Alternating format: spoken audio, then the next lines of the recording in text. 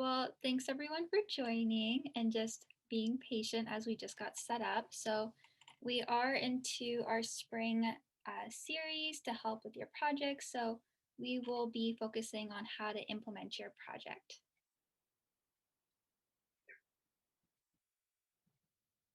So, just to start off, we'll do with the land acknowledgements. As a community, we have the responsibility to honor, care for, and respect all the creation gives to provide us with life. This includes the land, water, air, fire, animals, plants, and our ancestors. The Anishinaabe people have utilized this land for millennia, and we would like to acknowledge their direct descendants, the Mississaugas of the Credit First Nation, as the rightful caretakers and title holders of this land upon which we live, work, and conduct ourselves. We acknowledge our treaty relationship and responsibilities to both the land and these original peoples. We also recognize that this land is rich in pre-contact history and customs, which includes the Anishinaabe and Haudenosaunee, and since European contact, has and continues to become home for Indigenous and non-Indigenous peoples. And it is in the spirit and intent of the Dish with One Spoon Wampum Agreement, whereby we will collectively care for and respect the land, water, animals, and each other in the interest of peace and friendship and for the benefit of not only ourselves, but for our future descendants.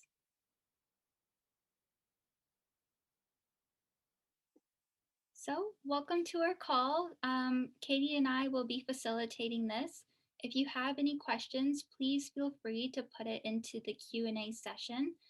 We will be reviewing all questions at the end of this presentation, but I'll also be monitoring the chat as Katie presents the different slides that we have today. Amazing. Thank you, Efrain. So let's get right into it. Yeah, do feel free to put your questions into the Q&A, but we'll cover all the big questions at the end. We'll have a moment for us all to speak about your concerns and things you might want to know about as well.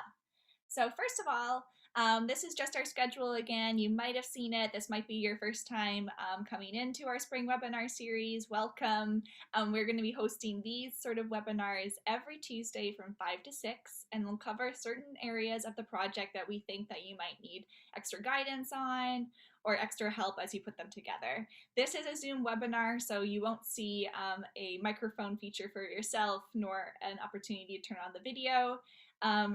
So yeah, don't worry if you can't see those. If you do want to say something, do feel free to use that Q&A or raise your hand if you do need us to get your attention. But yeah, you'll just see our faces and our slides here today, so you can sit back, relax, and enjoy.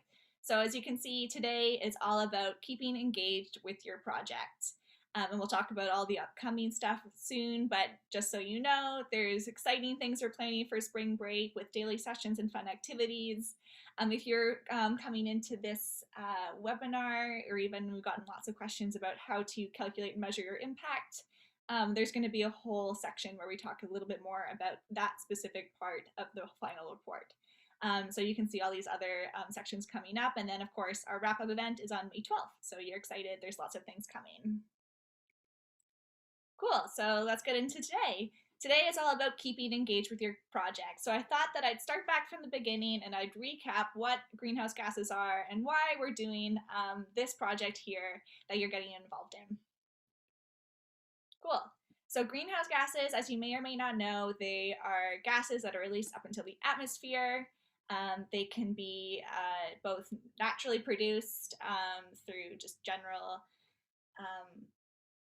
I'm blinking on words now, but they can be naturally produced just in the general life cycle of the world, or they can be produced anthropogenically. Again, it's the end of the day for me. Bear with me. And that just means that they are produced through activities that humans do, so certain industries or things like that. So a natural way that greenhouse gas emissions can be produced is just over time through different life cycles over long periods of times. Different things are emitted or they're sort of compressed and then re-released back into the atmosphere. But the way that things are happening now is at a much rapid pace. And that's part of the reasons why we're really focusing in on GHG emissions, greenhouse gas emissions, and what our impact is on the world. So again, because they are sort of a natural process, sometimes they can be absorbed and re-emitted. That's part of the natural process. So basically, when things are emitted, when greenhouse gases are emitted naturally, they'll be reabsorbed by other items within inside our life cycle, like trees or plankton, or they'll be bounced away back into the atmosphere. But when there's too many gases like this, and I'm sure you guys all know this stuff already. If you don't, you can definitely check out the Climate 101 section back in Feed Loop. If you go back over there, they go through it in much more detail and much better than I did just now. But basically, a lot of it goes back to the atmosphere. If not, with more greenhouse gases, a lot of those things are just kind of bounced back in, and we get this heat and this increase in temperature that we're all sort of concerned about. So what are some types of GHGs? These are the types of things that we're going to be focusing in on when we do our project. Some of those are carbon dioxide, methane gas, nitrous oxide, hydrochlorophins, nitrogen fluoride trioxide, sulfur trioxides as well. So these are things, again, some of them natural, some of them not so natural, black carbon, other these things that are sort of produced. Some of these ones with 3 next to them, you'll notice, or there's 6.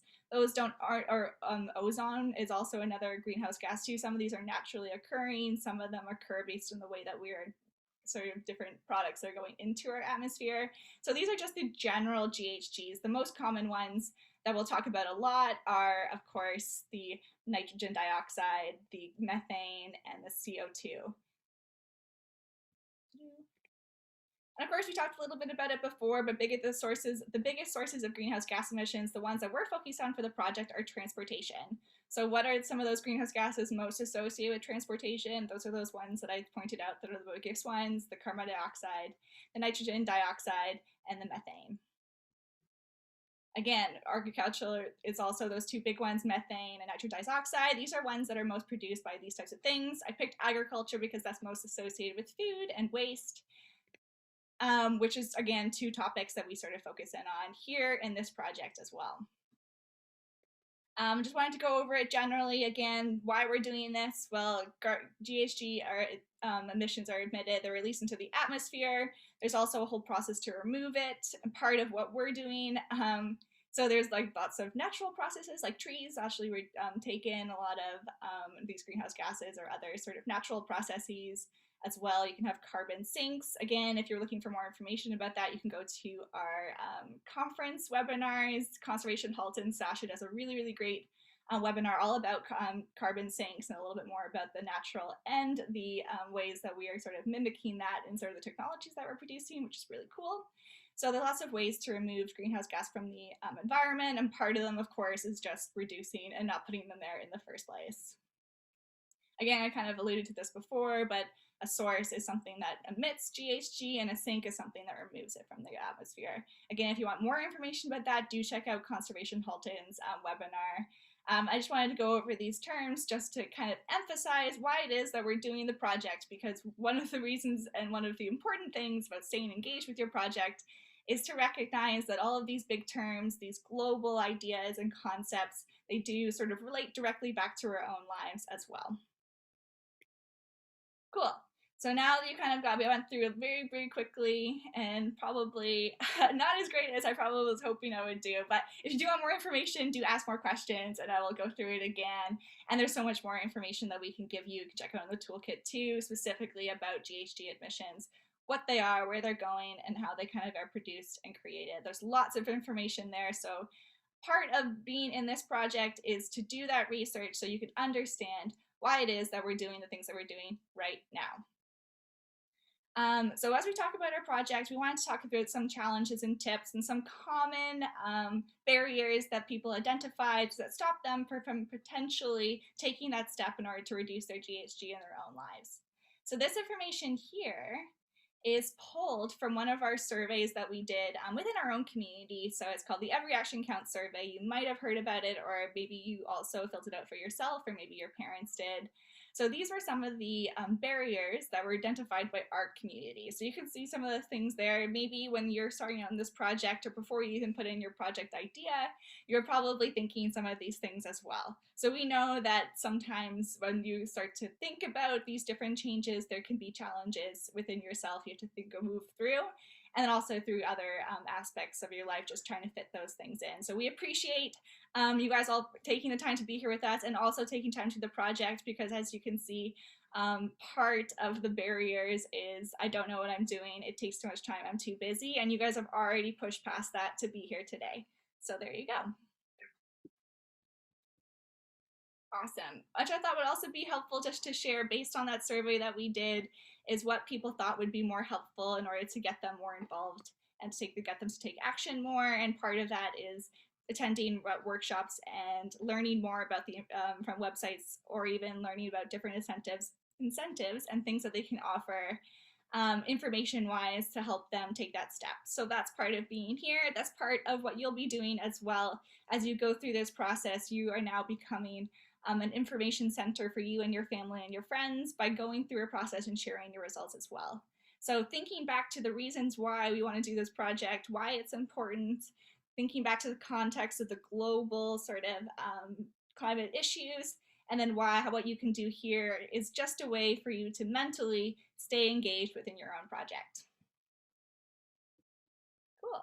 What we thought today as well is that it might be helpful for us to go through the big picture, the actual final report, and what it's going to look like, what we're asking you to put together within these 2 or 3 weeks as we build toward our final submission. If you think back a couple slides, it was going to be on April 23rd, which is obviously coming up quite quickly. So we wanted to give you a general overview of what it is that the final report would look like. So as you start doing your project, you know exactly what information to put in there and the stuff that we want to see you think through and do yourself. Cool. So step 1. You've already sort of completed part of step 1, which is creating your methodology by putting in your project proposal idea. So that was asking you, what are you doing? How are you going to do it? How are you going to calculate? And what's your overall topic? So you've already sort of half started. If you haven't already moved past that point and actually started implementing your project, you've already got the workings of your project report already done for you. So you can think back to all of those questions. That's kind of sets up your project. The next step for you is how are you going to do that project? And that's really what is your methodology. So you think of this kind of like a science report or something that's written for maybe something school you might be familiar with. It's very similar here. So you kind of think back to what are the steps that you need to do in order to achieve our goal, which is to reduce GHG emissions in our community. So you think, how am I going to collect my data? What am I collecting? Are there any tools that I need? Is there anything I have to do? Is there any person I have to speak to? So you start kind of building these things together, and this will help you as you start implementing your project. The more you can do at the beginning, the easier it is when you come down to writing the report in 2-3 weeks from now, 3 to 4 weeks from now, instead of 2 to 3 weeks. You got a little bit more time than I was saying. So basically, you can kind of think back to what it is that you need. So depending on your project, it could really differ. If you are focusing in on, for example, food, do you need to have a system or something that you set up so you can measure that food weight? If you're focusing in on transportation, what it is that are you actually doing? Are you going to be biking? Are you going to be walking? How are you going to be doing those things? This is all sort of built into implementing your project. And then you need to know, how are you going to measure? Are you going to use a stopwatch if you're measuring how long you take a shower or something like that? So you want to set up the tools that you need so that way halfway down as you start doing your project, you're not missing out, or you didn't think about something in the get-go that you have to kind of add in later. So just taking a moment to plan out your project is very, very important.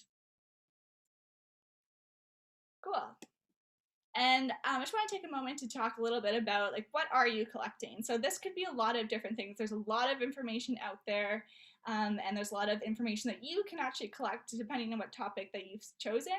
So I just want to take a moment just to talk the difference between qualitative and quantitative data. So again, these are big science terms, so they relate directly back to this report. So qualitative data can be things like photos, it can be a survey, it can be just generally asking people's different opinions as a survey. It could be a social post. It could be maybe a PowerPoint presentation, a poster board presentation. It could be things like that that you collect as you go through. Maybe you create graphs of different things you do. So all that type of data. Again, may not be something you collect up front, but again, you could collect it as part of your report to help tell your whole story. And then the quantitative data that we're asking for, which will help you, which we're going to talk a little bit about in a different webinar, is those calculations, those actual hard numbers. So you can really see what the impact is, and you can put your money where your mouth is. You can see that impact right there.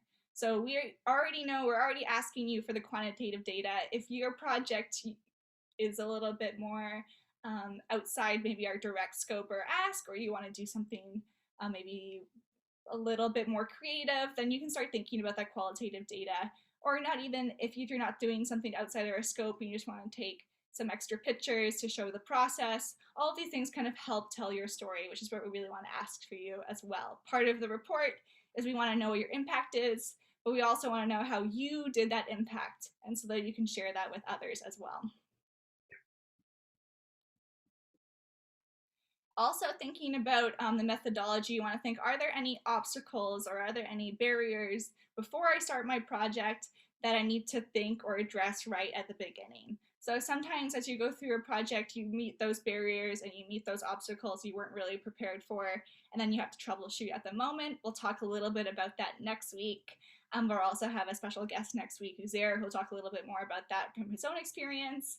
But sometimes you can think back to your project as you're developing your method. You can sort of know what obstacles you're going to hit before you even hit them and prepare for them. So part of the important thing about creating a method as you're implementing your project is to kind of try to change or mitigate some of these things that might stop you from getting all the way to the end.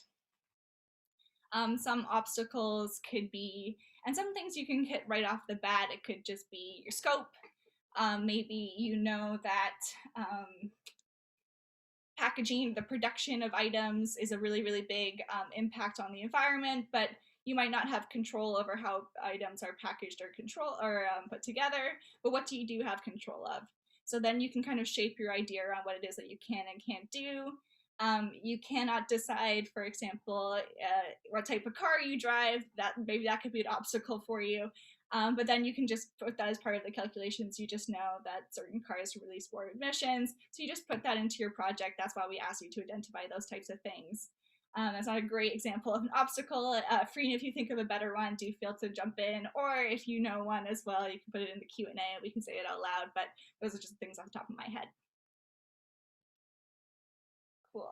I wanted to talk a little bit as we talk about kind of putting together the report and talking about these obstacles or as sort of assumptions you might make in order to build your project, because every project and everything you put together has assumptions or things that you put together. So I just took a second to talk about this. I won't talk about it long, but basically it just goes over the scientific method. So are you getting the results based for the right reason? So are you accurate, or is it precise? Is it hitting exactly what you want to do? That's what you kind of build into your method. What you're trying to work out when you think about the obstacles, when you think about the steps, when you think about the tools you need, is you're trying to really hit bullseye on the goal with the steps that you're doing. So that way, sometimes that might be identifying what assumptions you need to make in order to take away some of the uncertainty of your projects. So these are some that I sort of came up with. You'll know that some of the numbers we give you, some of the general GHG or carbon equivalent numbers, there's assumptions built into those as well. So there's already some assumptions that you're kind of putting into your project, but there's might be some other ones too when you think through your idea that you just might have to just be really upfront about. And it's okay that sometimes these things happen. These are some that I put up, like maybe we're making the assumption that temperature doesn't affect the GHG emissions of the car, where it kind of does. So if it's colder, that means you might produce a little bit more GHG emission than when there was warmer. But we're making the assumption that because we're really looking at one very specific thing, that we don't really have to worry about temperature. If you're doing like a food waste or a food project, it might be more difficult to measure meat or, let's say, dairy or cheese in a product. Like you make a lasagna, how much meat actually went into that? Well, you can measure it beforehand, but how much do you know if you're actually consuming? Well, you can say, okay, 1/4 the meat that's in the bowl that I have in front of me, of the bowl that was in the full complete pasta is in the bowl in front of me. So you kind of and then you can record that, and that can kind of feed into your process. Again, if you're thinking about appliances, you might make an assumption that every setting on a washing machine is the exact same, and they each produce the exact same amount of GHG emissions. That is not exactly true, because a cold setting might produce less than maybe a hot setting, but just for the simplicity of the project, so you're not scratching your head or trying to decide or figure out, back to that uncertainty graph from before, whether or not you're really hitting the bullseye, or if something's a little skewed because of something that you can't control. As long as you're upfront at the beginning, you say, these are the things that I'm assuming, or these are the things that I control, and these are the things I can't control as part of your method, then you don't need, once you've stated them, you don't need to go back to them. You can just continue on with your project exactly how you want to do it. And then we'll just fill that into your report. So if you're coming across, again, we'll talk a little bit more about troubleshooting when you hit something that might sort of challenge your project, but when you think back to it, when you're thinking about obstacles or things that you might need to assume in order to get going with your project, just write them down, and that way you know what it is that you're doing, and you can carry on easily and freely as you build your project. Built into talking about the assumptions, again, sometimes you can't help it. The calculations, the numbers we give you, these are very standard numbers, and we've pulled from really, really great sources, but there always is going to be a couple bias. There's going to be a couple assumptions as they're pulling that together. So you already kind of know that. A little thing about the GHG emissions that you're also sort of assuming is this difference between direct emissions and indirect emissions. So something like driving a car is direct emissions, because those are directly emissions, directly going into the environment, and they're caused by the vehicle that you're in. Where sometimes emissions come from indirect sources, that would be like an appliance. Or like a food item. So that GHG emission isn't being produced as you use that item, it's being produced in result of using that item. So again, if you're depending on what project you're choosing, you might be more direct. You can kind of find that direct correlation, the direct relationship, or you might be kind of an indirect relationship. As long as when you're building your project, you think about these things and you know it, that it's going to happen, then you just talk about why you did that way, then that's totally okay as you build your project. Or you think about it, or you sort of identify where these things are coming from, and you can do some extra research in order to understand, maybe with your specific project, if you're doing something more direct or indirect. Again, if you just upfront with what you're doing, then that's totally cool with us. Cool, so now you've built your project, you have your method, you know what assumptions you're making, you kind of understand where GHG emissions, how it's being calculated. Then you move into actually calculating your GHG. So this is the first page, or a page, of this Excel sheet that we talk about. We talked about it last webinar as well. This is coming to you this week. Efrain and I are reviewing every single project submission, give you some feedback on your idea, make sure that you're on track and you have what you need to succeed. And part of that is giving you this sheet as well. Depending on your project, you might need to add an extra tab or adapt it a little bit, but for most projects, the things that we're asking you for are covered in this sheet. So as you can see, we talked a little bit about last webinar. If this is the first one you're coming in, then what you want to first do after you've got your method, you got your idea, you know what you're going to be doing, is to calculate your base GHG emissions. So this is to know what it is normally in your daily life using doing the action that you're trying to change. So this one here that you're seeing is a page for home energy. So you would choose a different appliance, you would put in the appliance, how often you use it, or if you're using it every single day, how often, how long you're using it for. And then you can see in the toolkit and also in this sheet here, they go through, and I'll shift to it in a second, just so you can see that sheet as well. But again, this is coming to you, so if you're looking for it, it'll be emailed to you this week. So you'll have that for you before Easter. So you can see too in the appliances there, you can see the different energy.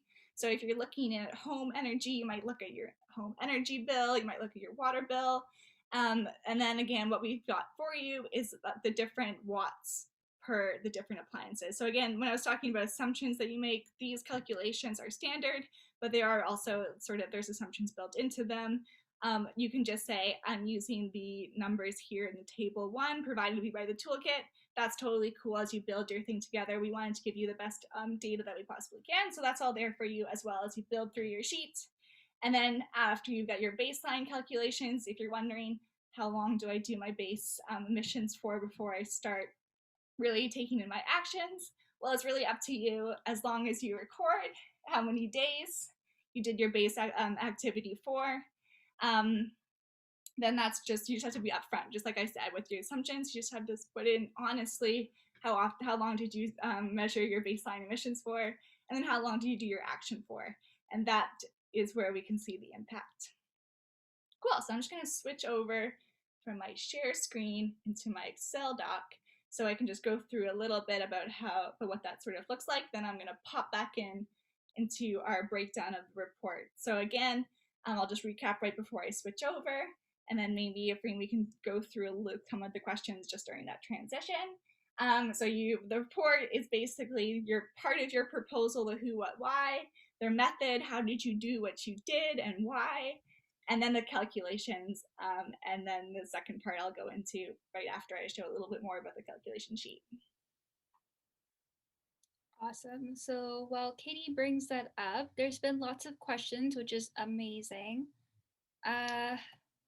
A big one that I've gotten so far is about feed loop and attendance. So yeah, part of the mandatory steps that you need to take to get the 20 hours is to watch 2 of the live sessions of the spring webinars, or you watch the recorded versions on FeedLoop, and you also have to watch the track measure report on FeedLoop as well. So we track that based on you watching it on FeedLoop. So on our end, we can actually see which users have watched it and how many times they've watched it. So you don't have to worry about tracking your attendance.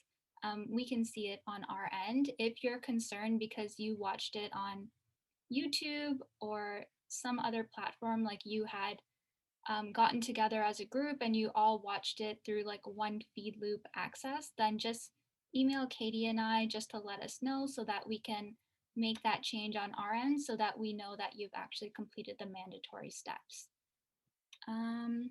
Another question was, how can we use photos to show the report and if they're actually necessary or mandatory to include? And the answer is no, it's not mandatory. You do not have to include photos or any qualitative evidence of your project, but for some people, depending on their project, it might be actually easier to use pictures to explain to us their methodology. So an example that I gave in the chats in the Q&A session was if you're doing like a social media campaign, actually measuring your GHG gases is a little bit more difficult and complicated, but to help with your report, you could show like screenshot captures of the social media posts that are going out, the number of likes, shares, etc., etc. And then an example where it's, you know, part of the waste category. So for transportation, to amplify your report, you could take a screenshot of like the Google Maps of the distance traveled with your car to the school, and then the distance traveled based on if you use a bike or walking there. So there are different ways that you can use the qualitative data to kind of help you communicate your project better, but it's definitely not necessary. It's just for people who think they have something to share through like a picture survey, just, you know, like a visual portion. So just so you know that. And then let's see. So yeah, you can also watch our webinars through Zoom or FeedLoop. It's not one or the other, but we are suggesting you go through FeedLoop, but we are tracking attendance either way. And you will get the spreadsheet calculator to track the GHG emissions. We know you're all very excited to get it.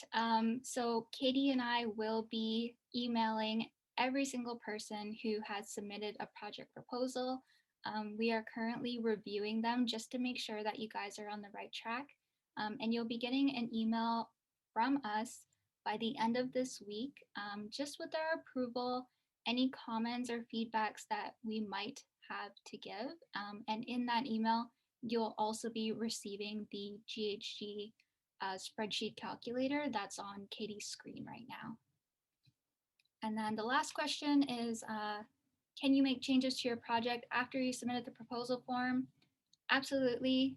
That's the whole point of this project. Sometimes when you're brainstorming, you'll have one idea and you try to implement it and it's not working out quite how you want to. And that's okay. And you come up with a new idea. Really, that's awesome. You just have to email Katie and I to let us know that you've changed it. You don't necessarily have to resubmit a project proposal. It's just for our awareness to know that you have changed and that we can give more guidance if you need it. So those are all the questions so far. Thanks for submitting. I know there's a couple more open and I'm gonna go through that, but I'm gonna let Katie go through the spreadsheet and then we can go back to the question and answer period after. Awesome. Thanks, Afreen, and thanks everyone. Yeah, keep asking your questions and we'll keep answering them. And we do have a Q&A portion at the end where we'll still go through all of the questions as well. So I just thought, here is the Google sheet here, sorry, the Excel sheets. Again, we were holding off sending this out until after this webinar, really, so that we could send it to you. So I'm just going to go through the home energy because that's the one that I had up on my slide.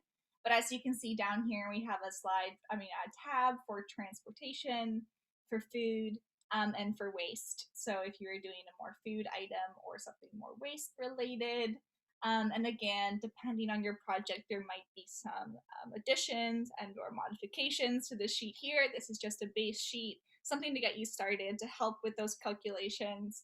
So if you're doing something a little bit different than maybe something here, then we'll be reviewing your project, so we'll have some comments for you. Then you can also reach out to us and we can help build a sheet like this for your project if it's something different.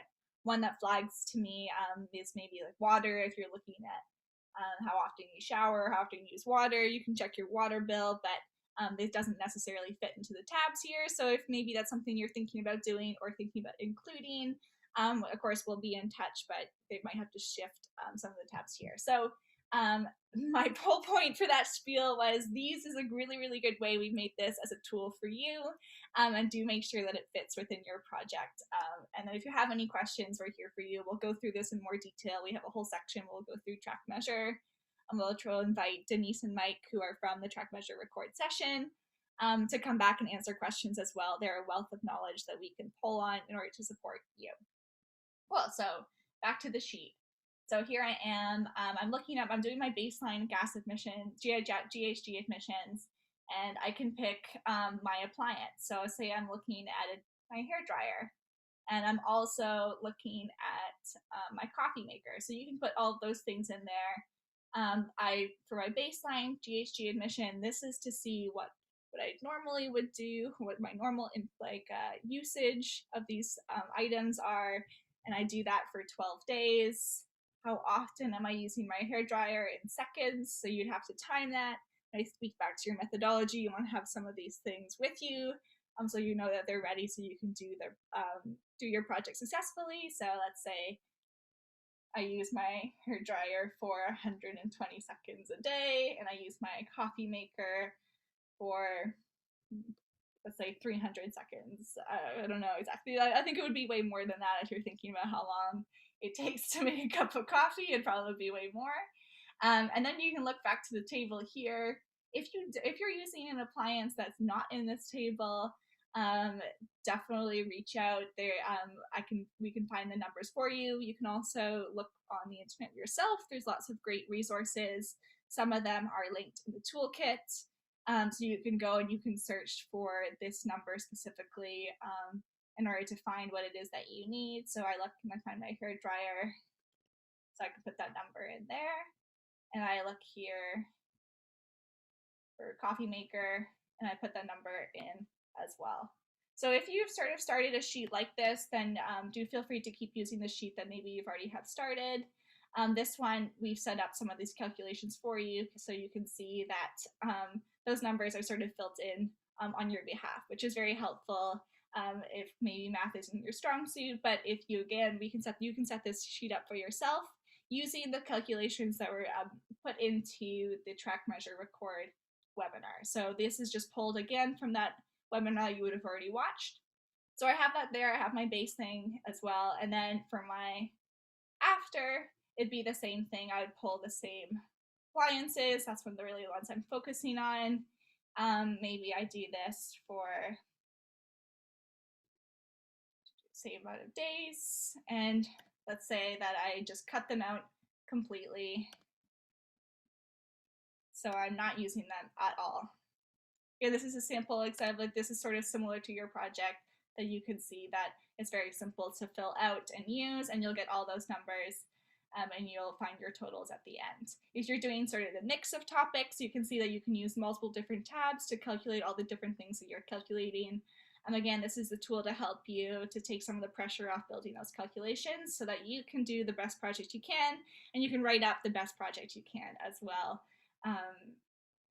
So yeah, like Afreen said, if there is anything that you wanted to supplementary with those photos, that qualitative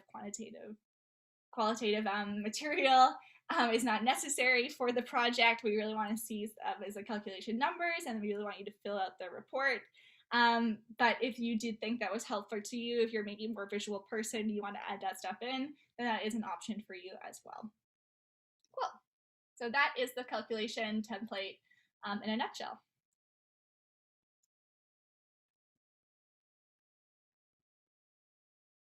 And I am just transitioning back to my slides.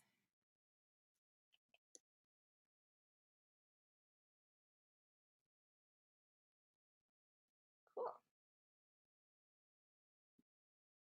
I'm just putting myself. Can you see my slides okay? Amazing. Cool. So that is a portion of your report. Again, we got the method, you got the how, you did what you did, you got the what was the actual impact. And then the final part of the report is the reflection piece. So this is a part where we ask you to think deep into what it is that the social justice lens of your project and its impact to the global climate movement. So this, you might have to do a little bit more research. This, you might have to do a little bit more reflection. It's just something to think into the importance, and I alluded to at the very beginning of my our webinar here, was feeding back into how do my individual actions affect what's going on in the world? What are these choices that I'm making? What is its impact for other communities or within my own life? So it's just a little piece. It won't be very long or heavy for you to complete, for you to think back about the impacts of your actions. So this will be a section of your report. It'll be the last sort of section, a chance for you to reflect on what it is that you did and what you learned through this process here.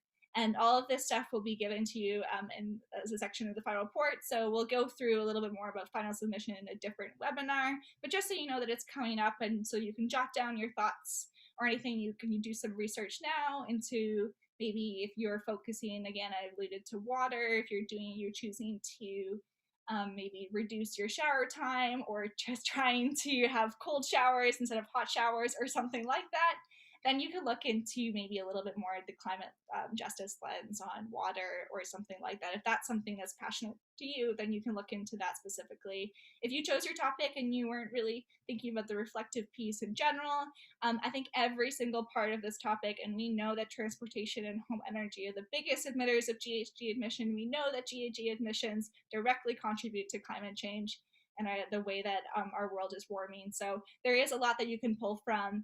So do take some notes now, do some research, maybe listen to some international panels. In the toolkit, there's some extra resources that relate back to, and we allude to the climate change, the UN goals, I'm missing one word. But anyway, there's a lot of information there that you can pull, you can find. If you're looking for more information about climate justice, then do go to that page in the toolkit. It's near the beginning, I don't remember the exact page, in order to help you with this piece here.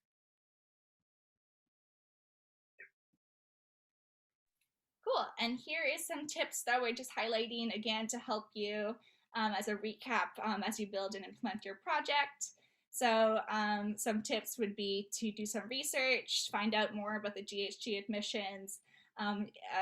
you're very lucky that in the calculation sheet there's already those calculations for you. But again, if your project doesn't fit within those numbers there, or if you're looking through those appliances and your appliance isn't there, then maybe you have to do some research into other GHG admissions. And Afreen and I are here to help you. You want to set up your method, you want to build your project, you want to know exactly what you're doing, the steps it takes in order to do your project, and the time frame that you have. You want to keep asking questions, you want to keep coming to these webinars, you want to ask maybe your parents as well if they need to get that energy bill or that water bill, or you need some other information from your peers, then you want to be asking all around. And of course, Afreen and I are a resource for you as well. And thinking about that reflection piece, I think you want to explore, you want to jot down thoughts that you have as you work through your project. Is the action that you chose, is it kind of difficult for you? Can you reflect on that? Is it something that maybe the distance that you drive is very important to you, coming out for even a week? Like, what you can reflect on that, try to understand your relationship between what your chosen project topic is and then the global issues. I think is just a great exercise for you, so you can start exploring that. You can do some extra research if you'd like into your topic, if that's something that you choose to do. Then so you can kind of build that section as well, knowing that it's coming will help you, so you have more time in order to really put lots of thought behind that section in particular. Talk to others, you can discuss your project with your family and friends, similar to asking questions. Hearing from different perspectives might also help you build your project, as well as in the reflection piece too. And then, of course, always you can follow up with us for questions. It's there twice because it's so important. And we're here for you as a resource, and we got lots of other people we can ask. If you're looking for those GHG admissions, if you're looking to make sure you're on the right track, then definitely shoot us an email, and we'll make sure that to get back to you as soon as we can. Cool. And so next steps. So do check your emails. We've talked about it a couple of times now, but me and Afreen will be sending you the calculation sheet that we went through today, as well as just a little bit of feedback about your idea, help you with extra maybe comments, or if you thought you need extra sources or any extra information, then we're there to provide it with you. If you do want to set up a meeting or anything to discuss details, if your project again fits outside a little bit of that scope or the tools that we provided, and you want to do something a little bit more ambitious, we're here to help you. So you can definitely set up a time and we can discuss things with you in more detail. Do start measuring your baseline emission if you have not already started. So the minute you get that calculation sheet, or even before, you want to start to set up. Again, it doesn't have to be very long. Just make sure that you put in how long you're measuring your baseline for. I would say, Afreen, like probably at least a week or something like that. Measure your baseline emissions. That way you can balance it with the actions that you take. So you can put that into that spreadsheet when you get it, or you can just start, again, building your method now so you're ready to go when you do start. If you've already started and you already have a sheet that you started putting your information in, that's totally cool. You can, again, just move those numbers into our sheet when you're ready, or you can kind of move them over. That's no problem whatsoever. And of course, you want you to do your project, keep engaged, think back to the reasons why we actually want to do this project, that every action counts, that you can make a big difference, and we can see that collective impact when we look at those numbers at the end of this project here. I also included this nice poster designed by one of our youth stakeholders, Sophie, and our whole youth stakeholder group is really hard at work planning the spring break activities. So definitely encourage everyone to get involved. We have lots of great activities planned for spring break. I was going to say March break, but it's no longer in March. It's in April 12th to the 16th. That's coming up real soon. We've gotten some great trivia night planned, as well as a movie night, as well as some webinars with Climate Reality Canada. And so we have lots of exciting things coming. So do pay attention, look forward to more information about spring break and all the exciting activities that we're providing for you, to make sure that you think back again to when we're reflecting about our global impact and the actions we can take, and connecting our purpose, our project, with the global climate movement. So that'll be very exciting coming up spring break, April 12th to the 16th. Also, don't forget, these were the important dates that we put up at the very beginning of our presentation, but next week we'll talk a little bit more about troubleshooting your project, about dealing with those obstacles as you hit them, whether or not you identified them before, or if you wanted to kind of hit into them as you're going through your project. We'll talk a little bit more what you can do. We'll hear from Uzair, who's one of our youth mentors, who did a project last year. So he'll talk a little bit about what went him through his project and a little bit more tips about troubleshooting. So that'll be very exciting. Spring break again, we're very excited to share those events with you. More information coming. The final report. So this final report that we sort of went through, the method, the how, what you did, the calculations, as well as that reflection piece, is all due on April 23rd. That's the end of day, so like around midnight, 11:59 p.m. So you have all week then, and that lasts the whole day to submit your project. And once your project is submitted, it will be judged by we're putting together a great judging panel for you. So you get the potential to win prizes. You get a certificate of completion from us, as well as your 20 community involvement hours. So definitely get your project in, get your project going, and submit your project on April 23rd. If you're looking for these slides or this recording, you can find it on Feedloop. You can find it at our website there. On our website, you can see it climatecollective.ca/Generation Green 2021. You'll find lots of other information that you might find helpful as well. So I do encourage you to check that out at your earliest convenience as well. Cool, just like we promised, we now reached our Q&A portion of our webinar. So I can see some questions here, and then I don't know if you want to go through some of the ones that you answered, just so everybody in the group can hear those answers as well. That would be great, and yeah.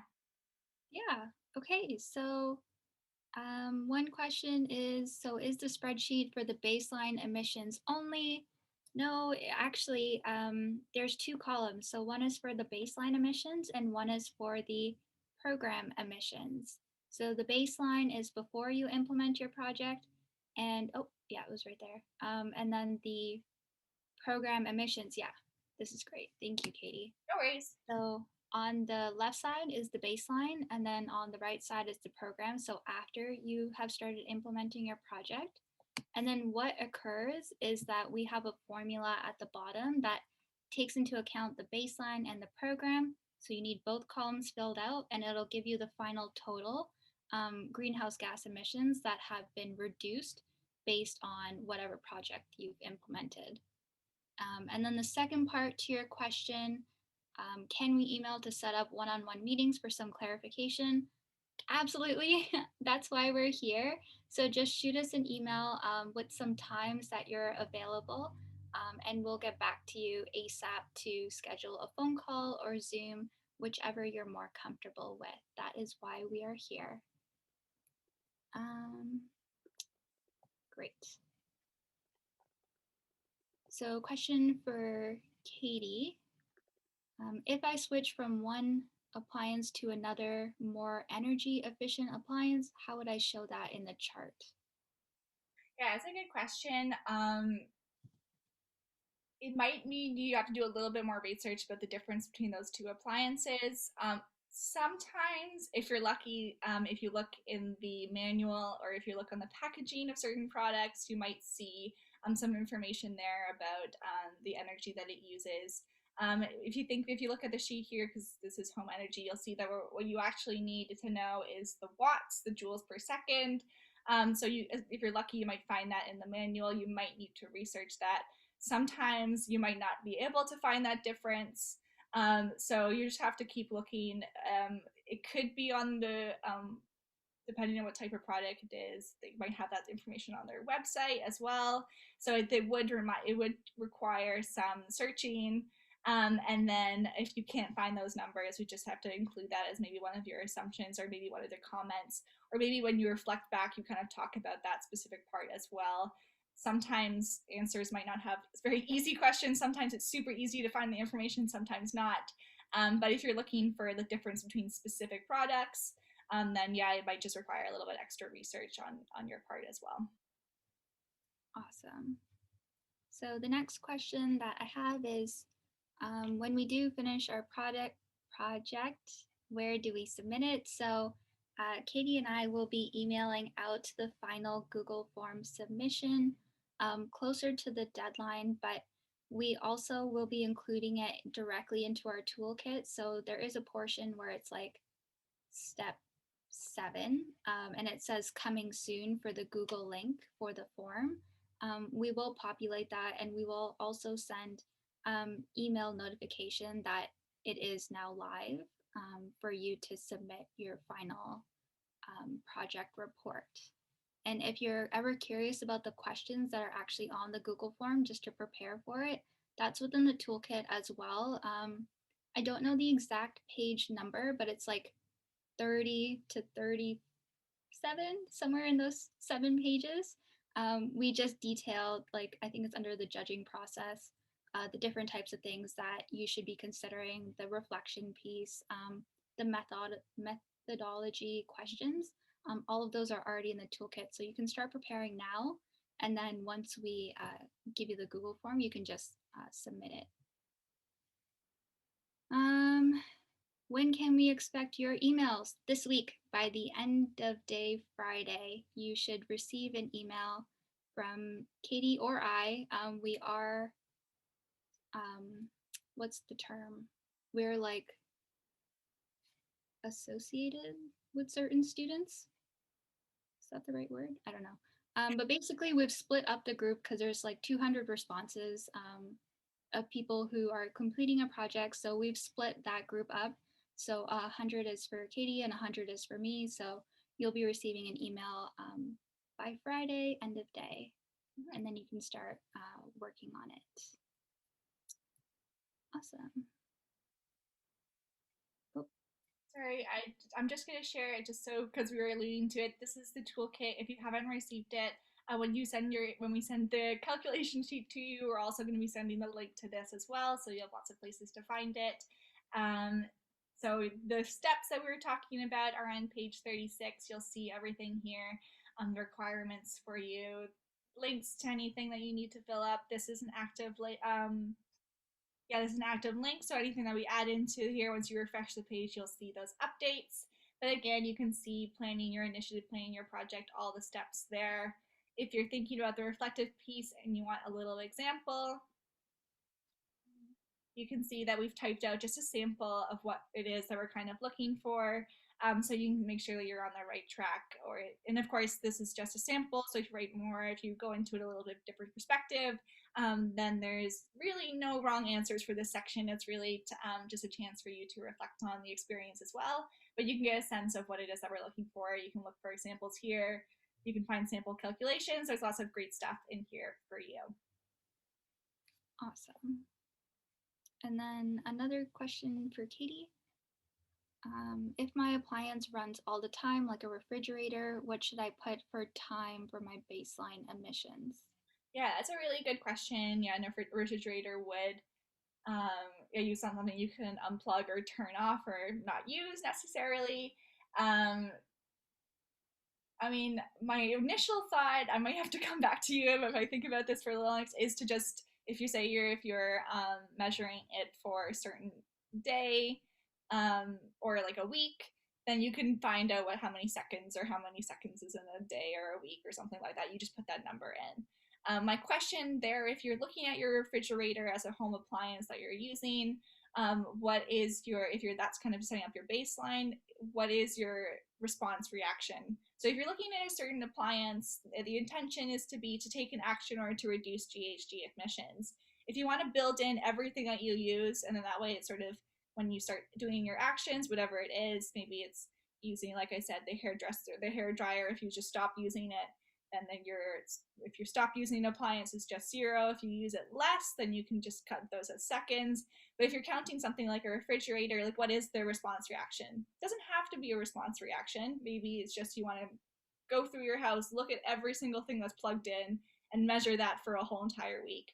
Take as what you can, try to reduce what you can, and then actually see if there's a difference. Because it is true that in our lifestyle, the way that we live, there are certain actions that we might not take based on the way that we live. And then part of that can come out in your reflection as well. So I'd be interested to see if you're choosing refrigerator, if you're choosing different things, you put that into your report. It'd just be a matter of putting it into your assumptions that you're making, justifying why you chose that, and then reflecting on the whole process and the reflection piece for yourself. Amazing.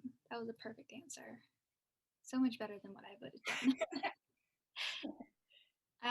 Okay, so another question is if you did a mistake in the project or if you understood some part wrong and applied it to the project, would you not get the hours? And I see that 8 people have liked it. I definitely understand the concern that you have, but absolutely not. Um, if you make a mistake or you understood something wrong, that is okay. You will still get your hours because the attempt was made, and Katie and I recognize that. So please don't feel afraid of making a mistake or, quote unquote, failing the project. There is no pass or fail. It's just you trying to reduce your greenhouse gas emissions. And if it's with the calculations and you're having trouble finding that final total, like that's okay as well. Just email Katie and I because that's why we're here, just to help prevent any errors that you might feel like is going to happen. And it's a learning process, right? So we're all learning and we're all growing. So yeah, you'll still get your hours no matter what, as long as you meet all the requirements of actually submitting your project proposal, final project, you complete the actual GHG project, and you watch the 2 spring webinars live or the recordings on FeedLoop, and you also watch the how to track, measure, report on FeedLoop. As long as you do all of those, you will get the 20 hours. But if you make a mistake during any of that, that's okay. You'll still get the 20 hours as long as you did everything else. There was an attempt made to do everything else. Just had to clarify. Okay. So the next question is, if I choose light bulbs, do I have to choose a different appliance for the next one, or can I just choose the same one? Slash, do we have to choose 3 appliances, or can we choose less? Okay. So I understand your question and thank you for the clarification. So when you are doing like a home appliance greenhouse gas reductive project, um, if you choose light bulbs as your baseline emissions that you're tracking, then you do have to find out what the program emissions are for the light bulbs itself. You can't choose a different appliance if it's light bulbs that you track your baseline, but then you're like, for my program, I'm tracking the hair dryer. That is an error that will occur because it's not properly tracking the greenhouse gases reduced from you tracking the light bulb. So whatever you decide to track initially, whether it's the light bulb or the hair dryer, you have to find the equal reduction for the light bulb or hair dryer. So you can choose multiple appliances, but you have to make sure that you're tracking the baseline and the programs for that specific appliance each time. So there is no limit or minimum that you need to do other than choosing at least one appliance to reduce your greenhouse gas emissions. So hopefully that answered your question. If it's still a little bit unsure, just type in the chat and I'll do my best to answer it again. And also too, like we did have 3 options there, but you could do more than 3 as well, or less than 3. So you can just add in another row, and you can make that sheet yours. The reason why we're sending it out in the email individually as a Google Excel sheet, I guess I should stop saying Google Excel. It's really going to be an Excel sheet, is so that you can make it your own. You can put those information in there for yourself, and you can use that. And if you do need another one, or you're like, oh, I'm getting really confused now, I've messed up a little bit, I've been trying to do it myself, just reach out to us and we can help you set up that sheet so that it fits within your project as well. So you can really take that and use that for your own project, which again will be coming to you by the end of the week. So you'll have that within your hands shortly. And on that note, we're reaching the end of our time. I want to thank you guys all for attending this webinar with us. We're asking your questions. Again, next week on Tuesday, April 6th from 5 to 6, we'll have another session just like this. We'll go over troubleshooting. we'll have Uzair, who joins us, talk a little bit more about his project and the challenges he faced and how he overcame them as well. So do feel free to join on that one if you missed it because it conflicted in time with something else that you were doing. All of these webinars and recordings are up on Feedloop. So you can go back and you can rewatch ones you've already seen and or watch the ones that you've missed so that you don't miss out on any information that we provide to you.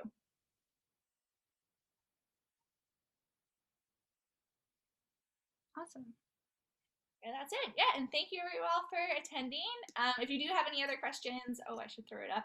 Do feel free to email Afreen and I just as you come out as you leave the webinar here. If you haven't seen our emails before, I'm just going to throw up a slide. Do feel free to screenshot this slide here. And that way you can have those emails for you whenever you need. Or if you're looking for any of this information, it is up on our website. You can see the website there, climatecollective.ca. Our page is /Generation Green 2021. So you can go there. You can check us out on Twitter or Instagram too. Lots of information there about upcoming events. Spring break is coming, and we have lots of things to share with you, which we'll share with you on social media. So do stay in touch, and we'll be in touch with you. Yeah, and just for Yusuf, if you submitted your project proposal a little late, that's okay. We still got it, so you'll be receiving an email from us by the end of this week just to say like it's approved, you're good to go. No worries.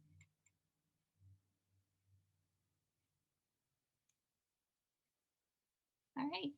So bye everyone, and feel free to email us if you ever have questions.